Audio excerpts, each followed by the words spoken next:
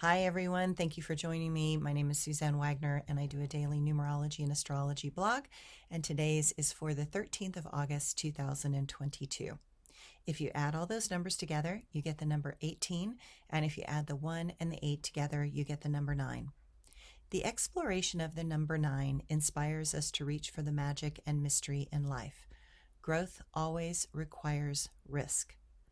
The seed risks coming out of its shell in favor of attempting to become more than just its hidden potential. Within all risk is the potential for failure, but life is not so black and white. Some seeds sprout in order to feed others, and the deer may love the soft and sweet sprouts of an early spring to give them sustenance. And so, some of our attempts at growth give more to others than they give to ourselves. Life is like that. It requires much out of us that we may not at times understand, but that are for the greater good of all.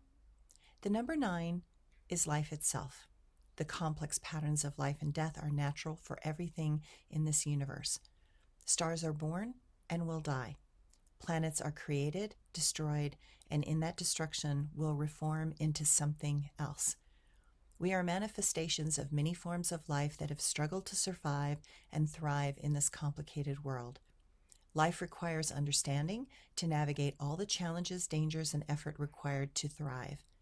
Death requires us to learn to accept the inevitable that will confront us all at some point in this life. Life and death are each a magical doorway to learn through the meaningful lessons of both.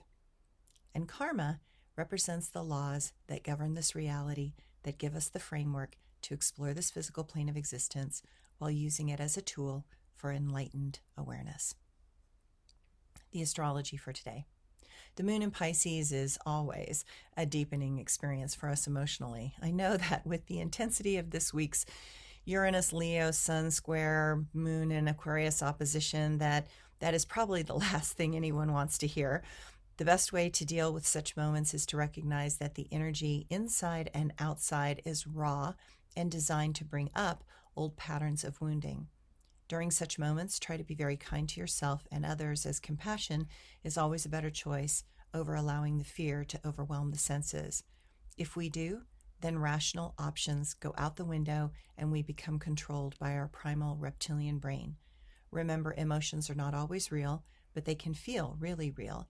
Learn to balance feelings with rational thought, and our actions will be in the flow that is life-preserving. With the moon and Mercury opposing, some may choose to disconnect from everything, but that can instead cause arguments, as others may not feel heard or understood. Know that everyone is overly sensitive right now, and there's no need to make a point that is going to be clearly coming from opinion and projection rather than truth and care.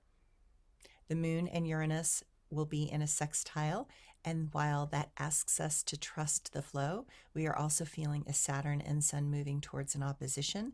Know that the restrictions that we are noticing are real, and we must consider them carefully because the tension is continuing to mount, and some may not want to follow anyone's rules or suggestions.